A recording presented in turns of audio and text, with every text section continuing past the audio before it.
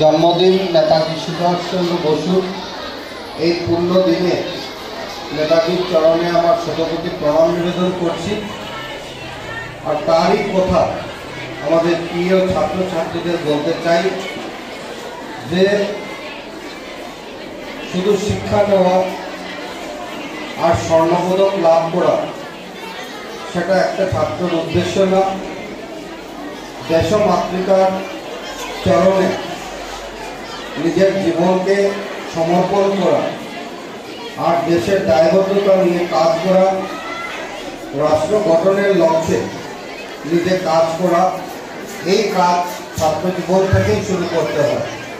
আর এই কথা মাথায় রেখে যদি আমরা আমাদের পড়াশোনার সাথে সাথে সেটা করতে পারি তাহলে ভারত রাষ্ট্র গঠনে আমাদের প্রিয় ছাত্রছাত্রীদের একটা ভূমিকা থাকবে, যে ভূমিকা নিয়ে আজকের দিনে যে ভারতবর্ষ, নরেন্দ্র মোদীজির স্বপ্নের ভারতবর্ষ, গোটা ভারতবর্ষের শান্ত সমাজের যে স্বপ্নের ভারতবর্ষ, সেই ভারতবর্ষ গঠনে আমাদের ভূমিকা থাকবে আর সেটাই হওয়া প্রয়োজন। তাই সকলকে আহ্বান রাখছি, ভারত সেবাশ্রম সংঘের যে মূল চিন্তাধারা, সমাজের কল্যাণে ভারত সেবাশ্রম সংঘ কাজ করে যাচ্ছে। আর বিশেষ করে হিন্দু সমাজের জন্য ভারত সেবাশ্রম সংঘের নিবেদিত প্রাণ গুরু মহারাজ ডক্টর শ্যামাপ্রসাদ মুখার্জিকে উনি দায়িত্ব দিয়ে গিয়েছিলেন যে আমাদের এই হিন্দু সমাজের রক্ষা করার জন্য। আর এই শ্যামাপ্রসাদ মুখার্জির দল, এই দলে আজকে যোগদান হয়ে কাজ করছে, সেটা আমার পরম সৌভাগ্যের। আর আমি ভারত সেবাশ্রমের দীক্ষা তার জন্য নিয়েছিলাম যাতে অন্তত পক্ষে হিন্দু সমাজের কল্যাণে আমি কাজ করতে পারি। তাই আপনাদের সকলের আশীর্বাদে বিদায় করেছি।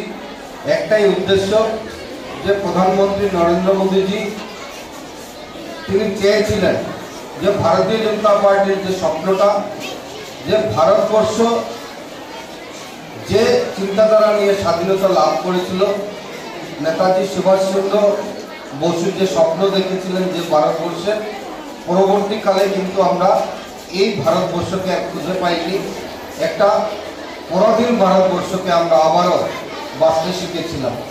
আর আমরা লক্ষ্য করেছি 2014-তে সম্মানের প্রধানমন্ত্রী হর ঘর তিরঙ্গার যখন ডাক দিয়েছিলেন তখন গোটা ভারতবর্ষের মানুষের একটা অগাধ বিশ্বাস, একটা দিন ছিল যে তিরঙ্গার প্রতি অর্থাৎ জাতীয় পতাকার প্রতি আমাদের যে স্নেহ মমতা ছিল বা সম্মান ছিল সেটা যেন কোথাও হারিয়ে গেছিল। কেন হারিয়ে গেছিল? যে প্রতিনিয়ত উগ্রপন্থী কার্যকলাপে, সেটা 26 জানুয়ারি বলুন, স্বাধীনতা দিবস 15 আগস্ট বলুন, সেখানে সরকারি অফিসাররা যখন পতাকা উত্তোলনে যেতেন তখন দেশের বিভিন্ন জায়গায় তাদের প্রাণ বিসর্জন দিতে হয়েছে এই উগ্রপন্থীর গুলির জন্য। তাই এটার থেকে কোনো যেন একটা অনীহার ভাব চলে এসেছিল। আর হর ঘর তিরঙ্গার মাধ্যমে যখন ভারতবর্ষের প্রধানমন্ত্রী নরেন্দ্র মোদীজি ডাক দিয়েছেন, আমরা লক্ষ্য করেছিলাম যে গোটা ভারতবর্ষের মানুষ সরকারি অফিস, বেসরকারি অফিস, এনজিও, ক্লাব, গাড়ি ঘোড়াতে সবাই হর ঘর তিরঙ্গা লাগিয়ে আর সেটাকে সাকসেস করেছিলেন। আর মানুষের একটা অগাধ বিশ্বাস ছিল যে নরেন্দ্র মোদীজির নেতৃত্বে এই ভারতবর্ষ সুরক্ষিত ভারতবর্ষ হবে।